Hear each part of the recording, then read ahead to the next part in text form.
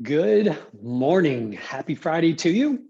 I just want to first of all say thank you so much for carving some time out of your Friday morning. I know there's other things that you could be doing. For some of you, there may be some things that you probably should be doing besides tuning into this.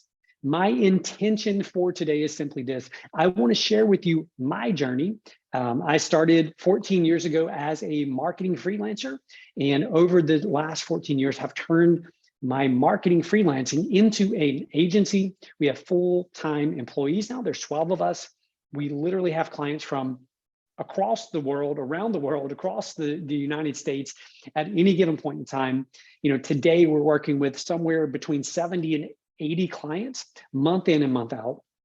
And it's hard to believe that, not that long ago, it was just me working with some clients, doing marketing for them. And my first few projects, I remember my first few projects were $300 marketing projects.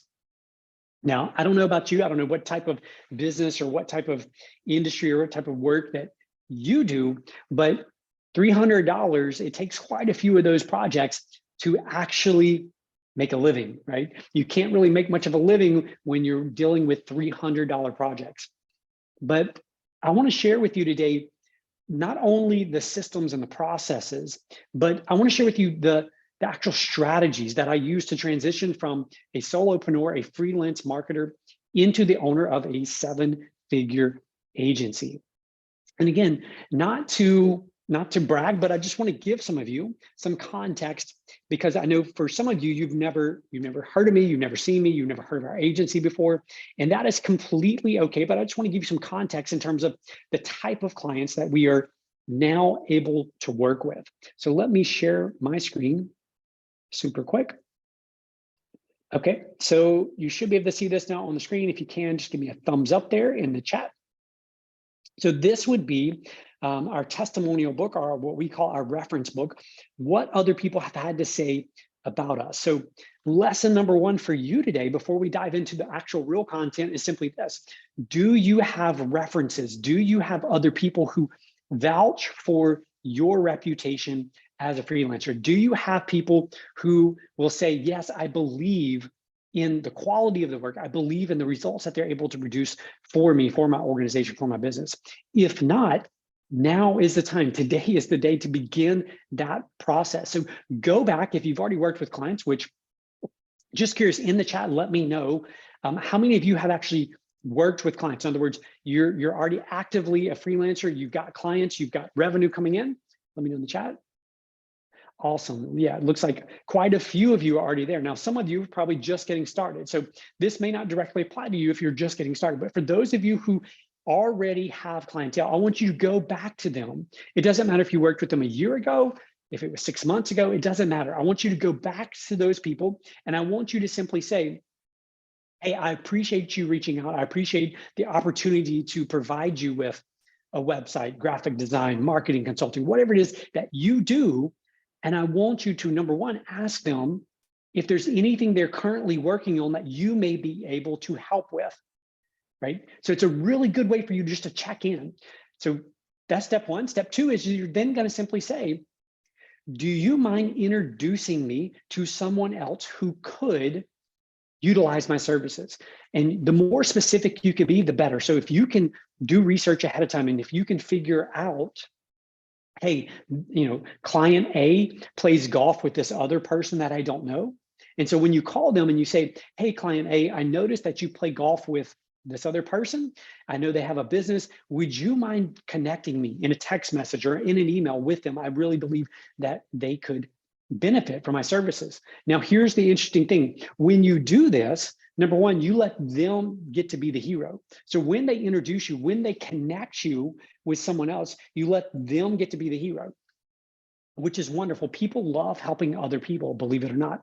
But then number two, you can transition that question into, would you mind putting a short testimonial or a short reference together for me? Now, people don't know how to do this. So sometimes you have to help them. You have to give them examples of what they may say. So you may say, here's a couple of examples for you to get your creative juices flowing. It was a privilege working with Wayne. His attention to detail was phenomenal. The thing that he delivered to us really helped us achieve our goals last year. So when you give them some seeds, when you give them some ideas to begin thinking through, it makes it easier for them to give you testimonials. Sorry, that was a sidetrack, but it's so important because when you build this testimonial book or this reference book, it does some selling for you. So let me show you just a few of our clients that we've had the privilege of working with. So Greg McEwen, 2 times New York Times bestselling author of Essentialism and Effortless. This is Chris Voss, bestselling author of Never Split the Difference. Not sure about this photo. We probably should change this photo out, but this is Chris Voss, wonderful book. Some of you, have you ever read this book? Give me a thumbs up if you read this, his book or Greg's book, Essentialism, or the other one, which was Effortless. If you've read either of those, let me know, give me a thumbs up. Awesome. And then this is Neil Patel. Neil Patel is the founder of, co-founder of Kissmetrics, Crazy Egg, Quick Sprout. Neil Patel is a phenomenal entrepreneur. So he's given us testimonial. This is Amanda, an amazing entrepreneur, owns a local coffee shop across the street. I was there this morning getting my Earl Grey tea with honey for a meeting this morning over there. Michael Levine, he was the publicist for Michael Jackson, the Rolling Stones, Celine Dion, the list goes on and on and on. This is what he has to say about us. So I'm not going to go through all these. Obviously, look, there's a lot of them. This document is 47 pages. Some of the pages have multiple on there. So the question for you is, who is vouching for you and your credibility? While I'm here, I'm just going to show you this, a little bit about Ugly Mug Marketing. So again, we're 14 years old. I am the founder, whatever that means. I'm the one who was here from the beginning, who got this off the ground and got it rolling. We have an amazing team of 12 full-time people. Just this last week, we have some that are hybrid. They work out of the office, they're remote. They flew in every quarter, they come in, and we just have a great time. We went, last week we went and did an escape room together. We've done them in the past. We did an escape room, and then we went to a coffee roaster and actually did a coffee roasting tour. And so the next day we did our quarterly team meeting where we talked about strategy. We talked about where we've been and where we are going. Also so important. So this is just a little bit about our company. You can see our team members here. So I'm sharing this with you specifically because I want you to have some context, right? I'm not just some random person in a garage somewhere or in my parents' basement. Like, I've been there, I've done that. I've been on the calls with some very successful entrepreneurs, from Greg to Neil Patel to CEOs of publicly traded companies. And you can do the same. Look, if I can do it, I'm in a small town, Alexandria, Louisiana. If you're not familiar with Alexandria, Louisiana, if you think of Louisiana, you think of New Orleans typically. Get that mental picture in your head of what New Orleans looks like. Now, picture the polar opposite. That is Alexandria, Louisiana. Population 48,000. The population has been 48,000 for a long time. It's a pretty flat, economy, pretty flat in terms of population growth. So I'm telling you those things to tell you, if I can do it from here in this little town with no connections, no seed money, no VC money, no outside investors, if I can bootstrap and grow this company into an agency, so can you. Now, for you, you may not be interested in building an agency and growing an agency, and that's okay.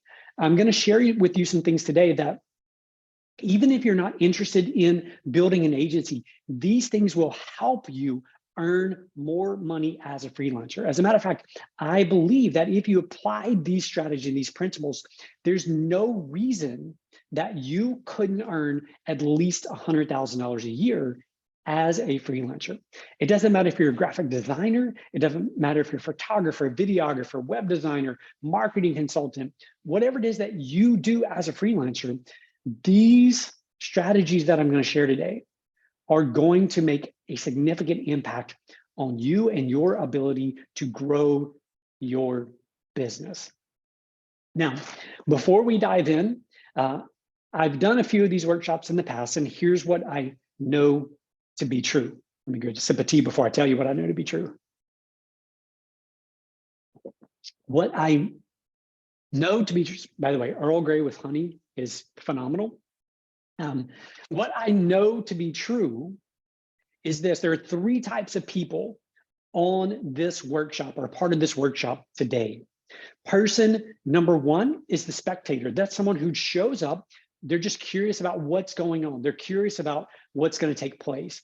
They're really not here to learn. They're more curious about what's going on. Maybe they want to copy what I'm doing in terms of the webinar structure. Maybe they just want to see what the email sequence look like. Again, absolutely nothing wrong with being a spectator, but you need to identify where you are in these three. Are you a spectator? Are you a participant? So participant, somebody who engages, right? Somebody who interacts. So some of you have already been chatting and you're participating, you're engaged in the dialogue that's taking place.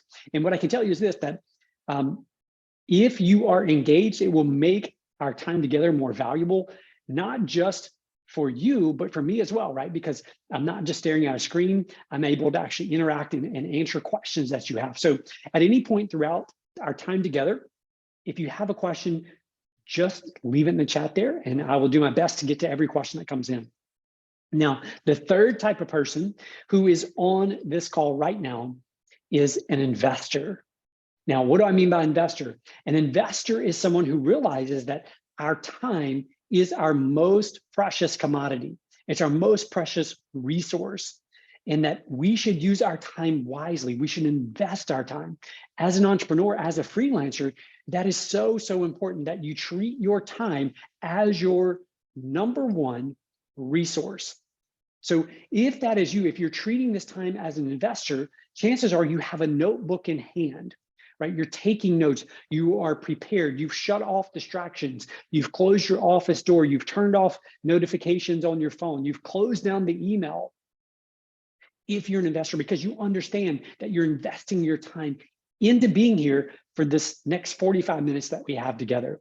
So I hope that if you showed up as a spectator, if you showed up just to be a participant, that you would mentally shift that, you would flip that and say, you know what, I'm gonna invest. Here's why, because I am choosing to invest this time with you and in you. I wanna share with you the mistakes I made over the years. I wanna share with you, and I want you to know, for the first 6 years that I had this business, there was immense struggle, right? I struggled, I floundered. Yes, my business grew every single year, but it didn't scale. And there's a big difference between those two things, right? We're gonna jump in and I'm gonna start by sharing with you the number one thing that keeps freelancers from ever reaching $100,000 in revenue. And it's what I call the freelancer's trap. How do I know what it looks like? Because number one, I've been there. And number two, I help so many freelancers break through the freelancer's trap. I help them get through this trap that keeps us trapped. It's the ceiling that holds us down. So what does this thing look like? So first of all, we realize that if you're a graphic designer or a web designer or a marketing consultant, you've got to get out and sell people. You've got to convince them to use your services, to hire you to do the thing. So you go out and you spend your time selling, which is a necessary thing to do if you're going to be a business owner, right? Then if we're good, if we're charming, if we're all those other magical words, we sell somebody, and then we have to fulfill. We have to go do the thing that we love to do. Now, I don't know about you, but I didn't really get into this business to go out and sell all the time. I got into marketing because I loved marketing. I love doing marketing work. You can probably relate to that. So I get my first client or my first couple of clients, and what happens? I get very busy and very focused on doing what I love, which is helping them, doing the marketing campaigns. Maybe for you, it's graphic design. So you get busy designing the thing. And then what happens? We finally finish the projects. We get done with the projects. And what do we notice? Oh no, we don't have any revenue coming in. So I've got to hurry up and I've got to get back out and go sell some more. So now all of our time, all of our energy, all of our attention gets shifted back to selling. We're focused on selling. And again, through our wit, through our charm, through our good looks, whatever it may be, we get a client or two. And then what happens? We get stuck back in fulfillment. We're doing the thing that we love, and then we complete the projects, we look up and we realize we've got to get back out and sell. Can you relate to this?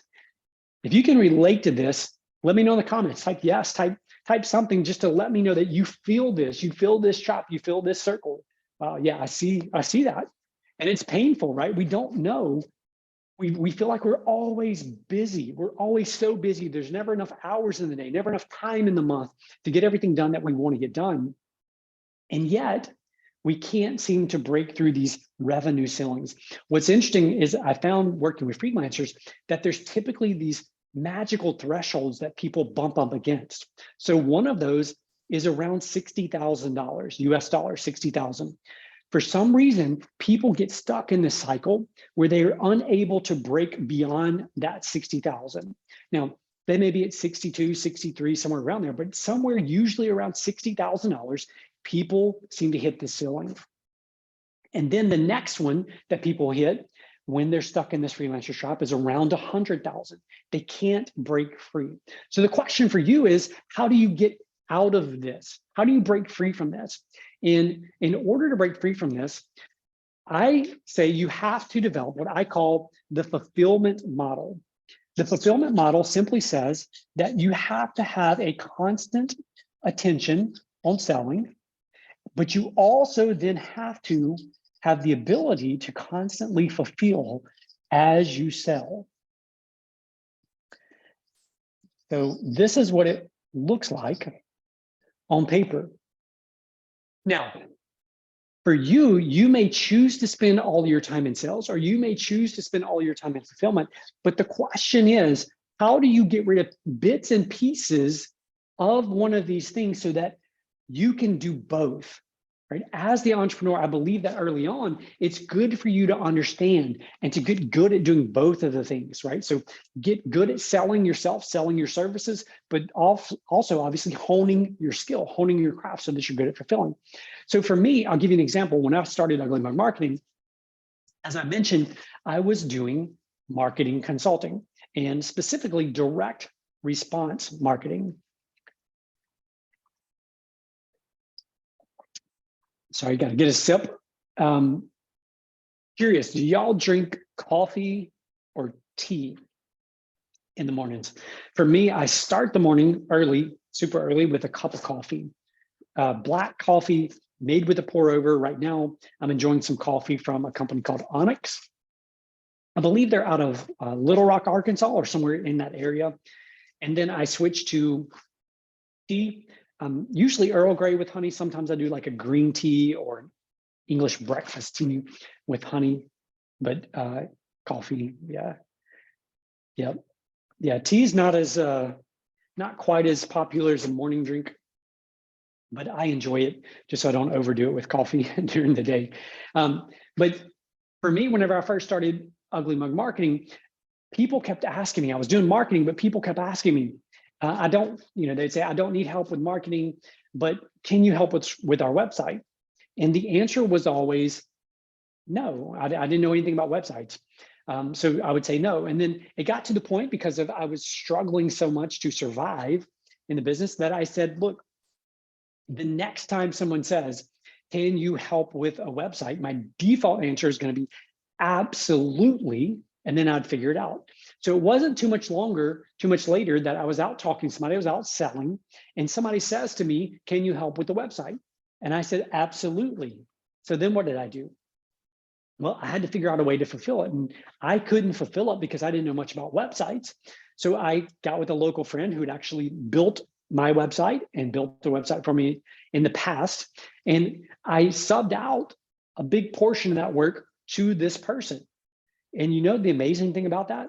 It enabled me to keep selling, to keep talking to other people about marketing, keep talking to other people about possibly helping with their website while he was busy doing fulfillment pieces on that. Now, I wrote all the content for the site. I oversaw the design of the site, but he did the design work, he did the coding work. Now, for you, you have to identify what are the pieces, what are the components that you could hand off. So maybe you're great with graphics, not so great with copy. Or if you're a photographer or a videographer, Maybe there's somebody who loves editing. Maybe you hate editing, or maybe there's someone who loves doing the actual shoots, and maybe that's not your thing, right? Maybe you just love post-production and you love the editing process. So look for ways that you can begin handing off bits and pieces. Now, there's two questions that you need to learn to ask yourself every single day as a freelancer, as an entrepreneur, if you're going to break through the glass ceiling that we talked about, which is so, so important. And it's this: what have I done to attract a customer today? And number two, what have I done to keep a customer today? Now I'm going to dive into the difference between those two things. So attract is typically what we talk about when we talk about advertising, right? It's out there trying to get somebody else. When we talk about keeping, this is about establishing relationships. This is about turning project clients into retainer-based clients. So for you as a freelancer, in order to break through that freelance trap, to break away from that, you have to remember that there's two different types of revenue. Two different types of revenue. Any guesses? Anybody got a guess as to what are those two types of revenue?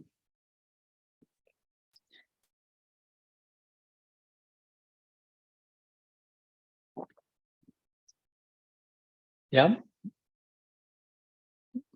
those are good guesses. Up there it is. That's it. So the answer is there is recurring revenue, or there is project or one-time revenue. So for you, if you're going to break free from that trap that we were talking about on the other page, you have to remember that you can't always be out selling, then only fulfilling, only selling, only fulfilling. When you get some recurring revenue versus just project revenue, what it does, it enables you to constantly fulfill for one person without having to sell, right? You sell one time, you get to fulfill month after month after month. So regardless of what type of freelancer you are, there are ways for you to turn what you do into recurring revenue. It doesn't matter what you do as a freelancer, copywriter, photographer, videographer, web designer. There are ways that you can turn bits and pieces of your business into recurring revenue. That is something that I work a lot with freelancers on. How do I take what I do so well and how do I turn it into recurring revenue for my business? And this doesn't mean, some of you may be thinking like, does that mean I have to create a course or teach a course? And the answer is no, it has nothing to do with that. It has to do with positioning your products, your services, yourself, your business in such a way that people want and need what you have month after month. And they're willing to pay you, often with the right positioning, a premium to do it month after month. And so it's very doable for you regardless of what you do. So again, the two questions are, what have I done to attract a customer today? And what have I done to keep a customer today? So we're going to dive into that. And I want to explain in detail what these things actually mean. What does it mean to attract and what does it mean to keep? So my book, I have a book out called Full Circle Marketing. You can get it on Amazon. Obviously, I'm super biased and you shouldn't believe me, but it's a great marketing book. It's a marketing book with two core strategies that if you follow, will completely transform, number one, the way you approach marketing, but number two, the results that you get from your marketing. So out there in the world for you and your business, there are all these people out there who are strangers. Now, strangers specifically are people that you don't know, who don't know about you and your business or your services, but you know based on who they are, what they do, that they would probably be a good fit for your business, for the services that you offer. Okay, so those are strangers. Your first job as a marketer, as a salesperson, is to turn those people into friends. So in order to turn strangers into friends, there's two things that are required. Number one, super obvious, they have to know about you. No one's going to be your friend if they don't know about you, unless it's your imaginary friend. And that's a webinar, a workshop that other people lead, psychologists, psychiatrists. They maybe have to help you with the imaginary friend things. Just kidding. But they have to know about you. The next thing is they have to like you. They have to like you. I see this all the time with freelancers. When I'm working with them, they are attempting to convince people to become their friends that would never in a million years like them. And the best analogy I've got for this is, let's say that you and I, we decide, hey, we're going to go into the cattle business, not just any cattle business, but we are going to go into the grass-fed beef business. Now, we look out there and we think, man, there's so many people out there that don't know about us, that don't know what we do. They're strangers. So let me ask you a question. What good would it do for us to market, to try to reach people, to try to convince strangers who are vegans to like us? What good is that going to do? Zero, right? We have no chance of converting or convincing a vegan to become friends with us. They're never going to like the fact that we kill animals for food. They're just not. So don't waste your time trying to reach people who are never going to like what it is that you provide. Now, the next step is we have to turn these friends into customers or clients, however you want to define that. What's required to move friends into customers? Any guesses? Anybody got a guess? That's it. That's the magic word. So it's trust. They have to trust that you're going to deliver on what you say you're going to deliver on, that it's going to be of more value to them than the money they part with. They have to trust that it's going to help them solve the problem or reach the destination that they're after. Now, here's the dilemma. People don't trust you and me as business owners. They don't trust us. The reason is simple. They know that we have a vested interest. They know that we want them to do business with us for what reason? Right? A monetary reason. They're going to give us money because at this point, this is where money changes hands. So what do we need to do to build trust? If they don't trust us, who do they trust? They trust their friends, they trust their neighbors, they trust their coworkers, they trust their colleagues. So that is why having a reference book or testimonial book is so important, because now people don't have to just trust what you say. They can look at what all these other people say about you, the products, the services, the things that you provide, right? They can look at what they say and they can trust them because those people probably aren't biased. Unless you have your mom write your testimonials for you, then they know that maybe that person's biased. Now, this is, everything over here is all about attracting. This is when we're attracting people to do business with us, to give us money. There's nothing wrong with this side of the equation, but this side of the equation is super crowded and congested. This is like the 405 freeway in Los Angeles. Anybody ever been on the 405? I remember the first time I was there, I guess it was, I don't know, maybe close to 10 years ago now.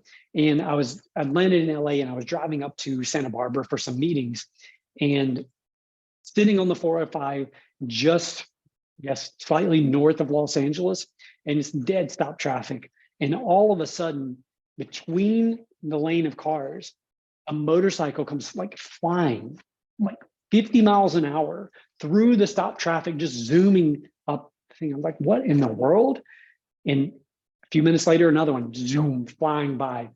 It's insane to me. I mean, I drive a motorcycle and I can't imagine zooming between two cars, because if somebody just gets over, someone merges, someone happens to open their door or hold their hand out the window, like it's a wreck waiting to happen. Probably an ugly wreck at that. But this is very congested. Now, here's where I think there's room for growth. There's room for you, evangelist. If we exceed expectations, we can turn ordinary customers into evangelists for our products, for our services, for our businesses. The one thing that is required here is wow. Now, I know that's a very technical, very scientific word. The word wow simply means we have to ensure that we have exceeded their expectations. So when they came to us to hand us money here, When they handed us money, there was a reason, there was a need, there was a desire, there was a problem, there was something that they came to us, and they had these expectations. So let's just say that I do marketing consulting and someone comes to me and they want to, let's say they're doing $50,000 a year. They come to me and they've heard, I'm a marketing genius, of course. They've seen my testimonials. They believe that I can solve all of their problems. And so they're doing $50,000 a year in revenue. And they come to me and they say, look, I know you can help me. My product's amazing. I want to hit $1 million next year. Now, it's my responsibility as the freelancer, as the entrepreneur, to realign those expectations. Because if I don't, what will happen is I sign them, they're making $50,000 a year. Next year, let's just say I do a great job and we get them to 250. Now, for most people, that's a 5X, right? That's 5 times where they were. They're like, wow, that's amazing. What phenomenal results. But for this person, their expectations were to go from 50,000 to $1 million. That's what, a 20X time? So if I only hit 250, are they going to be wowed? No, they're not. They're actually going to be disappointed. They're going to think I was a failure. So it's your responsibility to ensure that you realign expectations around what is realistic, around what is doable. And if you do that, then you can ensure that you exceed those. So if I have that conversation with the entrepreneur who's doing $50,000 a year, and I'm able to help them realign those expectations, and I say, look, there's no way we can take you from $50,000 to $1 million unless you've got a huge budget, right? Huge budget, and you're able to scale really rapidly in terms of production of what you do. But what is realistic for us, based on the resources that you have, based on your ability to fulfill the orders, we could take you from $50,000 to $150. That is realistic.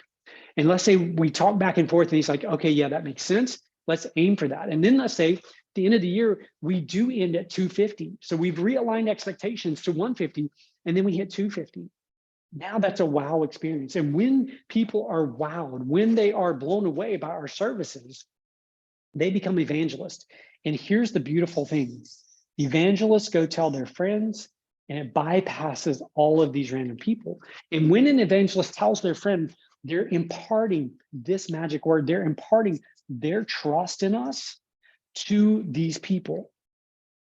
So my question for you is, are you intentional in this side of the equation? Are you intentionally ensuring that you are exceeding expectations? Are you intentional in ensuring that you're creating evangelists? And once you create evangelists, the question is, are you nurturing these relationships? I know for me, for so long, I was terrified to actually go talk to people after a project was done. It's the craziest thing in hindsight. But I would pour my heart and soul into these projects, right? So marketing campaign, I would pour my heart and soul into these campaigns, and then it was done and it was launched. I was terrified to go back to them and say, how did we do? What were the results? Why? Because I was afraid that it didn't meet their expectations. Now, for you and for me, if we're going to break that threshold, if we're going to escape from the freelancer's trap, if we're going to break through $100,000 a year or grow a 7-figure agency, we have to get rid of our ego. We have to learn to get feedback and get it rapidly. Feedback is the fuel of champions. That's true in every single arena of life. If you think about the sports world, for example, all the best athletes in the world, they're constantly getting feedback. And this is the important part, not only are they getting feedback, but they're making adjustments off of that feedback. They're getting feedback from their coaches or from the scoreboard or from their stats at the end of the game or from a stopwatch, right? And then what do they do with those stats? They make adjustments so that they can improve. So I'm going to pause here. Any questions? Any questions based on this, where we are, the natural progression is what I call this, and based on the freelancer's trap or on the fulfillment model. So this side, just going to jot this down, would be keeping customers. Any questions? Yeah. Yeah, that's a great one. So this becomes your marketing blueprint. So based on whatever it is that you specifically do, what do you do? Social media marketing. Okay.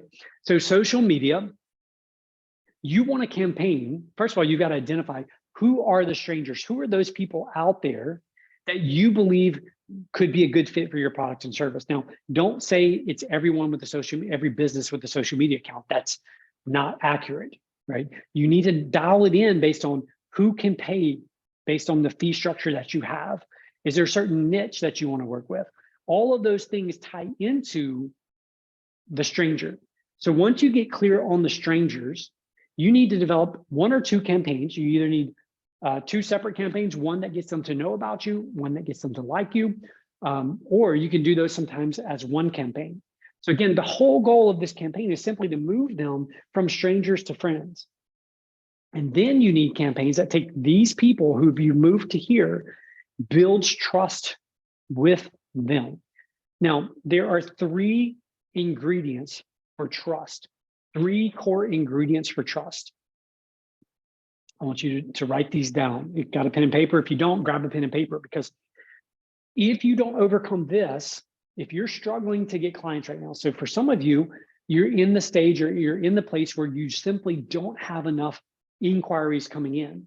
And if you don't have enough inquiries coming in, you've got an issue probably up here, right? You don't know where the strangers are. You don't know how to get them to know about you and to get them to like you. How many of you would raise your hand and say, that's me. I don't have enough inquiries coming in. It's a very common thing, especially when you're starting out. This is why so many people end up on places like 99 Designs or on Upwork or even on Fiverr. They end up there because those places have a lot of strangers who self-identify. They self-select. They say, hey, I'm interested in what you do. I need what you do. When you begin shifting and transitioning, you begin creating this on your own. In other words, you're not reliant on these third-party platforms to generate these things for you. Now, if you are in business, you have decent inquiries, but you can't seem to close the deals, trust is likely a big issue for you. Trust is a big issue for you. Now, I often talk with freelancers when I'm coaching them. I talk with them about this. I talk with them about the difference between trust, losing clients because of trust, and losing clients because of price. Because very often people come to me, freelancers come to me and they'll say, look, I get a decent number of inquiries, but none of them convert to customers. I think my prices are too high. And that is rarely the case. What is often the case isn't price, it's a lack of trust. It's a lack of trust. So if I were to tell you right outside the door right here, I've got a brand new Rolls Royce sitting outside. And just because you attended this fabulous workshop today, because you chose to invest your time, right, to be here, I'm going to sell you that Rolls Royce, brand new. It's a 2023 model for $50,000. What would you say to that offer? Right? You would immediately think, anybody who has any idea about a Rolls Royce would immediately think, what's wrong with it? Is there a title? Is the engine blown up? Has it been wrecked? Is it stolen? Right? What's the deal? You would ask those questions because it's too good to be true. There's no way that a $300,000 or $400,000 Rolls Royce is going to be sold for $50,000. Now, if I were to tell you, hey, I've got this Rolls Royce sitting right outside the door here, and it is $350,000, would you be interested? That's the difference between a price objection versus a trust objection. Okay, so when people object over price, we can now actually have good conversations. So when they say, that's crazy, how is a car worth $350,000? I am then able to educate them on why that car is worth that kind of money. This is important, so important for you to escape the freelancer's trap, because if you're not hearing that your prices are too high, then without a doubt, your prices are too low. You should be hearing that your prices are too high on a regular basis. You should be hearing that phrase. Don't be afraid of that. That gives you the opportunity to, number one, have an educational conversation with people about the value that you bring, the value that you bring to people. So it's a great question. I saw that question about how do you increase your value? Apologize, I'm doing my best to keep up with the comments. Let me grab another sip of tea, and we're going to talk about how do you increase your value? How do you increase your rates? My one complaint, by the way, about this is the honey tends to settle right at the bottom. So as you drink, it gets sweeter and sweeter, and usually by the end, it's just so incredibly, it's too sweet. That's my complaint. Okay, so if you are on 99 Designs, or if you're on Fiverr, or if you're on Upwork, or whatever the other places may be, you are by default competing over price, which means you are more than likely positioning yourself as a low-cost provider. Now, the goal is to go across what I call the value bridge. We want to go from low value to high value. And there's 3 simple questions that enable you to do that. 3 questions. Before we get to those questions, I've got to say this, that you have to believe in the value that you bring. You have to be confident in your ability to deliver on whatever it is that you deliver on. Because if you're not, these 3 questions won't do you any good. So the fact that you're here, the fact that you're taking your time, that you're investing, that you're watching this, tells me that you're not like 99% of other freelancers out there. Trust me, I get inquiries all the time from freelancers who want to work with me, who want my help growing their business. And I see it so often that there's this self-doubt that's underlying. And what I can tell you without a doubt is you are capable, you are able, and you deserve higher rates. So here are the 3 questions that you need to ask. So question 1, I'm not going to write them on here.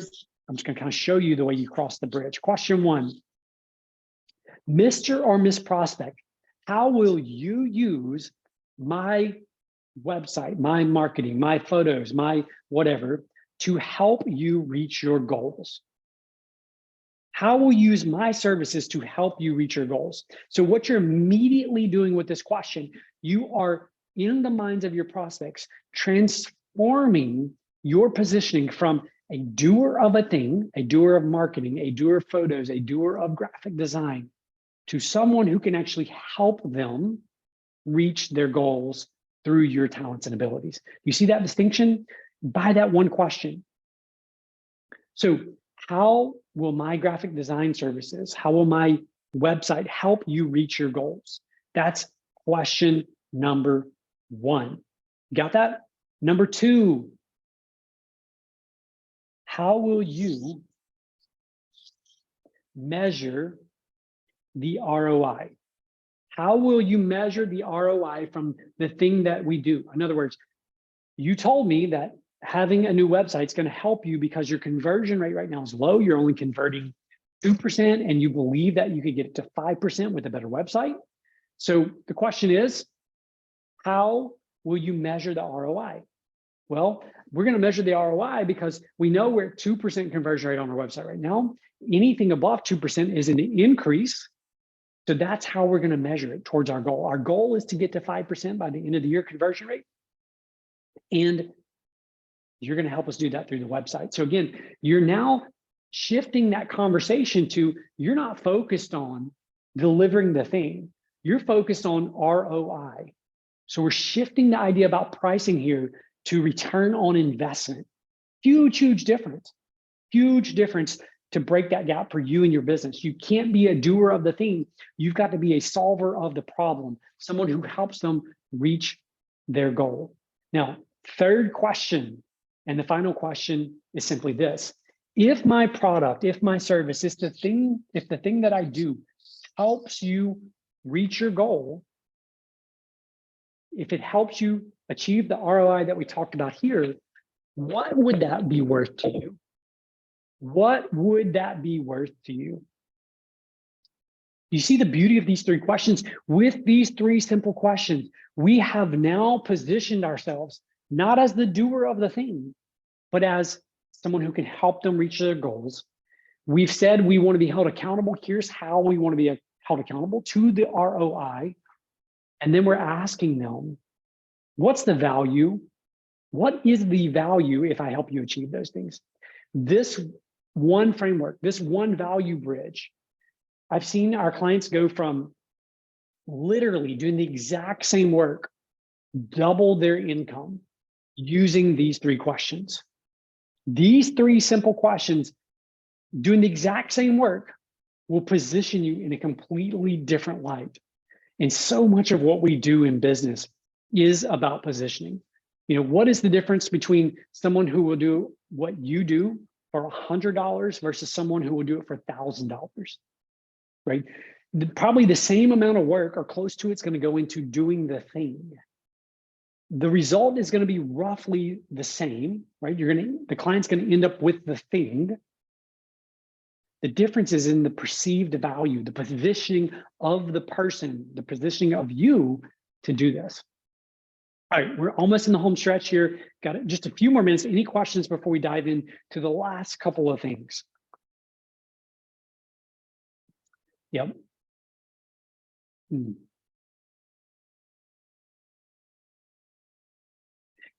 Yeah, so this is a conversation that you're going to have. It's a trust building conversation as well. So this has nothing to do with getting inquiries. This has only to do with, number one, building trust, number two, building value, and number three, positioning. This is all about positioning you. The value bridge is about positioning you not as a doer of the thing. I've already said this a million times, but I want you to understand this. You don't get paid for doing the thing. It doesn't matter what you do. You get paid for solving a problem. I'm pausing intentionally. I want that to sink in. When you are so focused on doing the thing or selling the thing that you do, you end up spinning your wheels. If instead you would shift your focus to solving the problems, the sales take care of themselves. The sales will take care of themselves when you shift to focusing on solving problems for people instead of pitching your services, pitching the things that you do. All right, now I'm moving into a little bit more advanced stuff here. So if you do the things up here that I just told you about, that's going to help you break free from the freelancer shop, without a doubt. Now, what we're going to talk about, trying to find my next marker color. Let me use red, like a teacher marking up somebody's paper. As you begin growing, there are 4 growth rings that you're going to go through. So you're going to want to write this down. Let me see the bottom. Yeah, cool. Down here is stagnant. Right here is order. Here is complexity. And here is chaos. The faster you grow, the more chaos you experience. The slower you grow, the more stagnant you are as an entrepreneur, as a leader. What does this mean? Why is this so important? Here's why. This is where the best growth occurs, when things are complex. And here's what I see so many times with freelancers.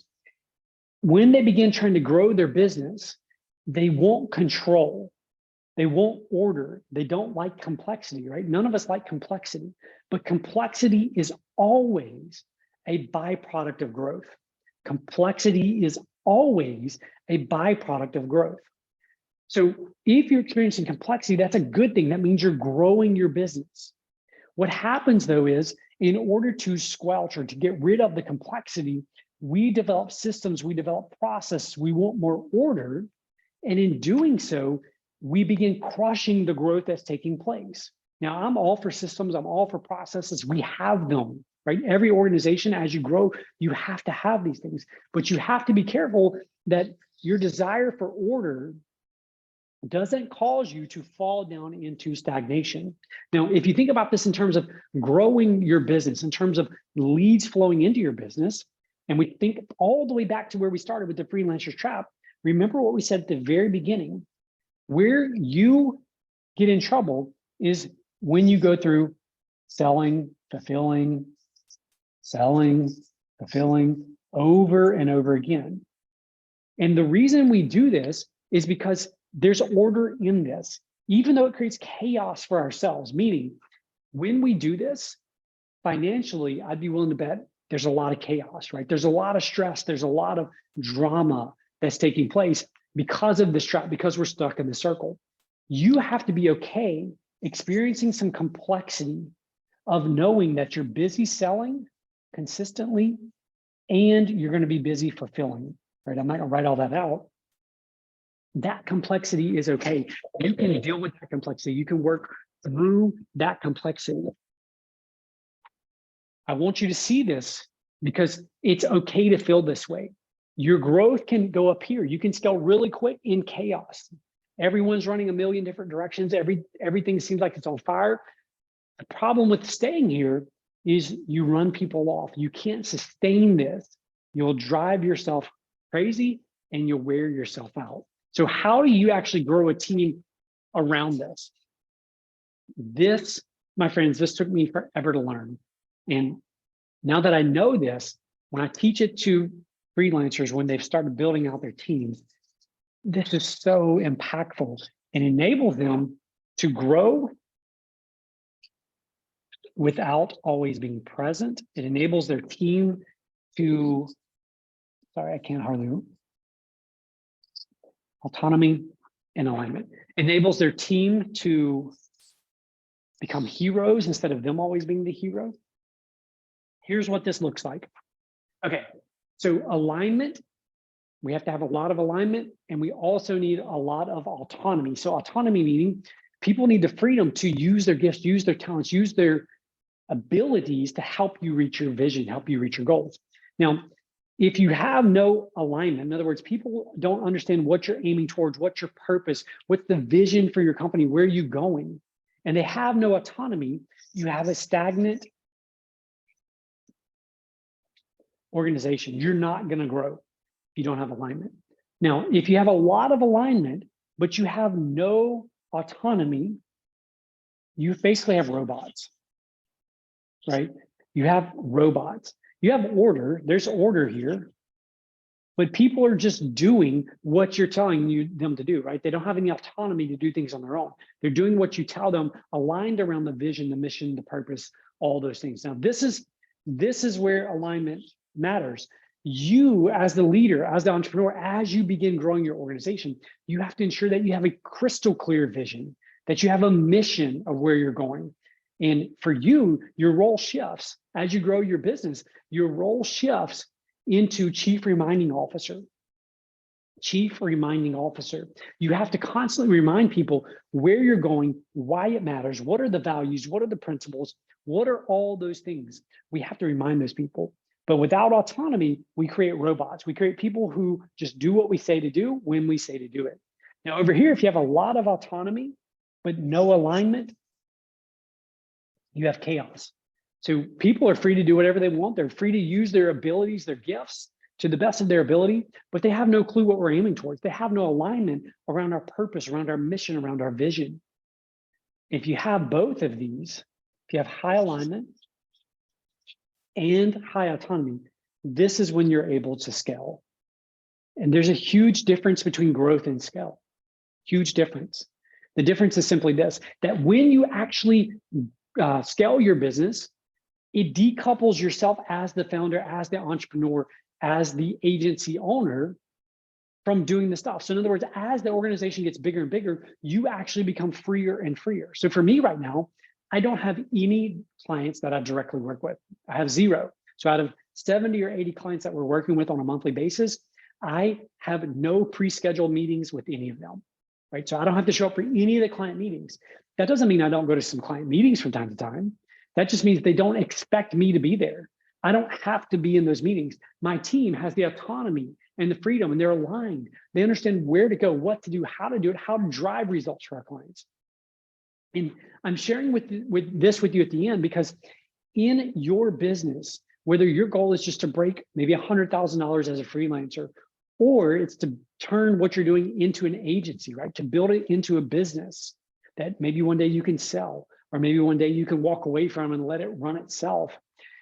This matters so much. Everything in terms of business principles can really be tied up into these two principles, into these two axes, however you say that word, right? They can be tied into these two things. So around alignment, again, we need our purpose, we need our vision, we need our mission, we need our values, we need our expectations. Our expectations help align us around where we're going. And over here, we need great people. We need to hire great people who have gifts and have abilities, who can run with those using autonomy, trusting. We can then trust them, though, if we're aligned, that they know where we're going, that they'll use their gifts and their abilities in the direction that we want them to use them in. Now, I'm happy to answer any last questions. We are technically out of time here. I do want to mention this, that if you are ready to go to the next level, so if you're a freelancer and maybe your income is flat, or you just want to break a certain revenue threshold for yourself, an income threshold, or you're leaning more towards the agency model, right? You think you want to build an agency out based on where you are currently, I have something called the Freelance Accelerator. The Freelance Accelerator is a 6-week program where I will walk you hand by hand through breaking free from those glass ceilings, from the things that are holding you back. I don't know if you're familiar with this thing called the Johari window. The Johari window basically shows us that there are certain things that we don't know that we don't know. In other words, there's things that I don't know, and I'm not even aware that I don't know those things. It's those things that I'm unaware of, that I don't know, that often hold us back. It's those things that are the ceiling that's keeping us under certain levels. I know for me, whenever I first started this company, my wife and I, to start this company, we sold a lot of stuff, right? We sold our new house. We sold land. We had 50 acres of beautiful timberland with a creek running through it, white sandy bottom creek running through it. We sold our boat. We sold our 2 cars, brand new cars. I'm telling you all this to tell you this: we made immense sacrifices in the early years of this business, and things weren't easy, right? Things weren't going well initially with this business. And we had this decision to make. You see, my wife, we'd sold her a new car and we bought her this used minivan, and the minivan needed a transmission. So she'd be driving along and it would get stuck in first gear. And so she'd have to pull over on the side and she'd have to put it in neutral, turn off the car and restart it.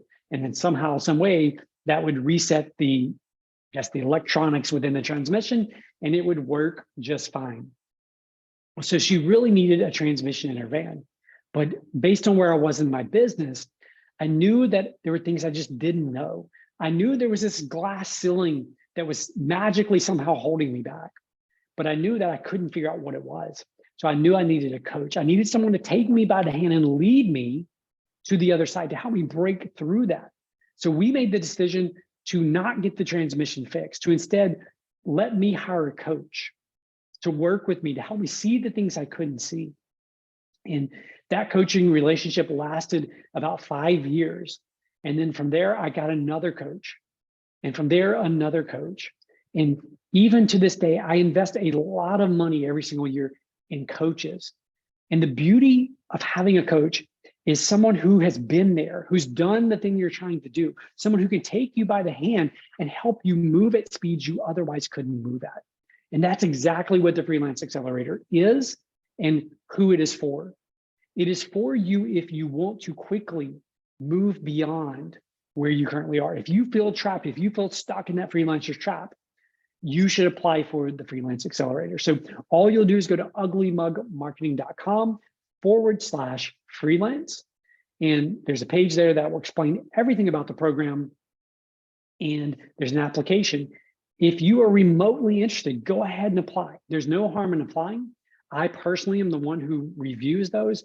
I will reach out if I think you're a good fit, and we can have a conversation about working together and helping you make this next 12-month period your absolute best.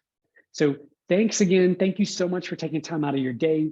I hope that your investment of your time has been beneficial.